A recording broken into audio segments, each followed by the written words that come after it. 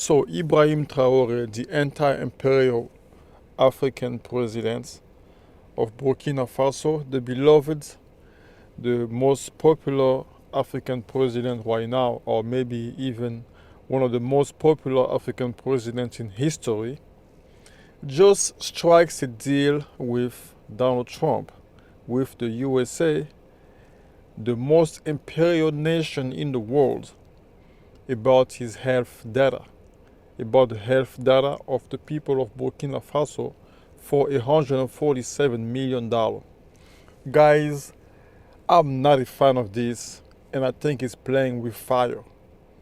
You do not sign a deal, you do not play with the devil. You are not 1 foot in and 1 foot out. You have to learn from history. Just look at what happens with Iran, for example. Since we can see what's happening right now, since everyone knows about the hot topic right now, it's Iran. Iran decided to go and negotiate with the USA. And in the middle of negotiation in Geneva, boom, they get bombed. Things were progressing in a good direction between the two. And then in the middle of the negotiation, we just hear, boom, a strike on Iran. And then the supreme leader gets snatched out. So Ibrahim Traoré is playing with fire. You do not play with fire like that. Like, you say that you are anti-imperialist, and then you go and sign a deal with the most imperial nation in the world, or maybe in the history of the world. Because when you sign with Donald Trump, just know that you sign with big tech. You're gonna give them the data, the health data of your people, of Africa. Just imagine that, right? A couple of months ago, there was some trendy topics on X, on Twitter. The white people were talking about how Africa is going to become the most populated continent in the world in the next 50 to 100 years. And then I saw a comment. There was this girl that posted, she was like, oh, we gotta send some birth control pills to Africa, something like that. And they were talking about how the African race, like the white race, is going to be a minority, and when they become a minority, the African people are going to try to dominate them, are going to try to attack them, to retaliate against them for what they have done to us. So basically, for them, they see our majority, our reproduction, as an existential threat to them. That's how they see it. And they are trying to do their best to control our numbers, to control our reproduction. So, what's better way to do that by having access to our health data and try to see, to look for loopholes, or to study our data, our health, our DNA, to see where they can hit us to slow our reproduction, to basically wipe some of us down, wipe some of us out. I don't know what Ibrahim Traoré is thinking. This is the worst thing. I think this is a huge mistake. And he was doing well. He has to have faith on God, in God. People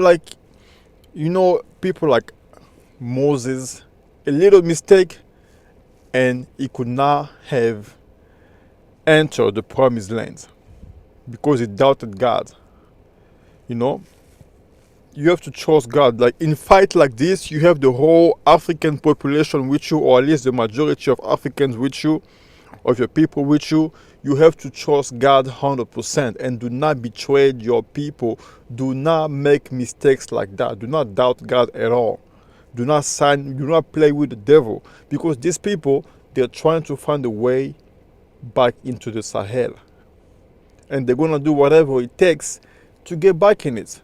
They start like that, a little bite, a little foot forwards, a little foot in, or test the water, and then boom, next thing you know, 2 feet in. Next thing you know, 2 people in, and then 4, and then 5, and then boom, they're all in.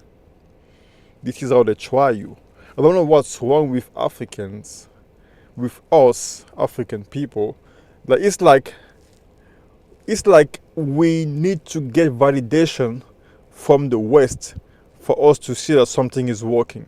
Because I'm pretty sure it could have done that health thing, it could have um, digitalized his health industry with places like Russia, China, Iran, all these other countries also have their own healthcare system.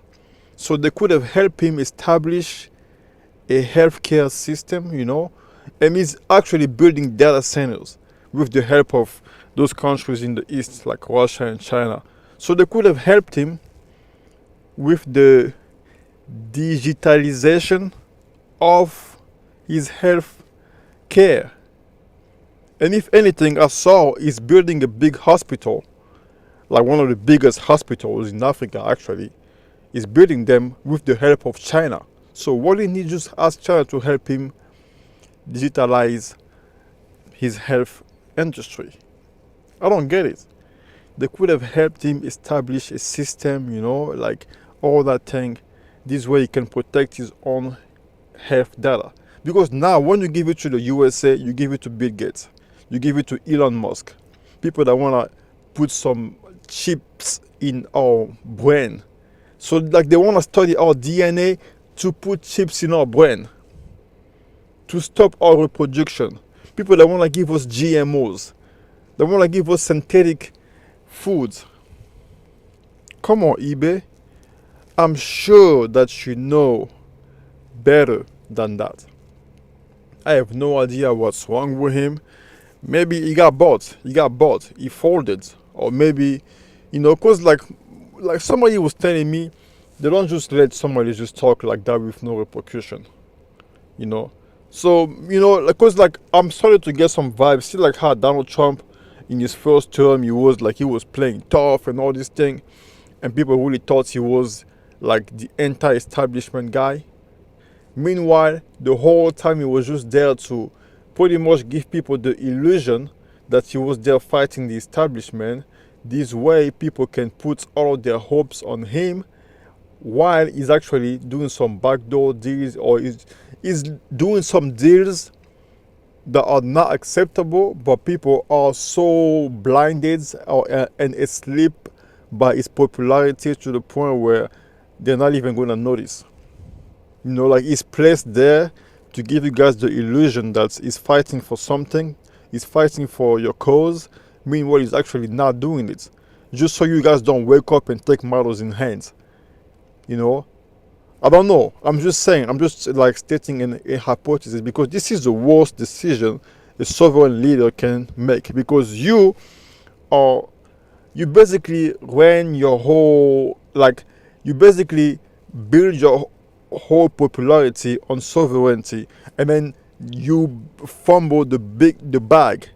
You give out one of the biggest sovereign factor to the imperialists, which is our health as African people. Even like countries like Zimbabwe and Botswana refused. But you, out of everybody, I would not imagine that Ibrahim Traoré would have accepted such a deal. So this is just, it's not adding up. It's either somebody in his cabinet, in his government, doing something that he doesn't know, or like is a sellout, or himself is just clueless, or is just willfully, like a plant, or or he just betrayed his people, or he folded. I don't know.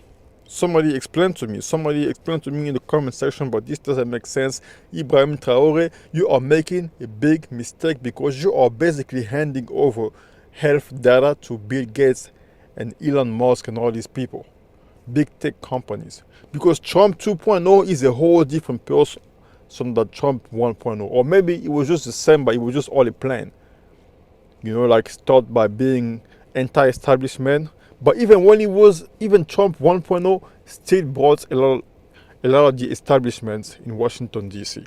But like in 2.0, it's so obvious that he doesn't even give a damn. He's like, yeah, this is who I am. I'm big tech. I'm a big tech ally. I'm an establishment ally.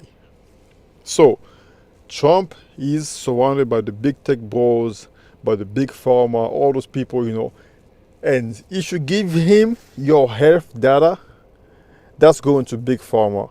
That's going to Monsanto, like those like synthetic food people. That's going to Bill Gates, Elon Musk, all those people. So please think about it twice. Please reconsider your decision. I'm out. Peace.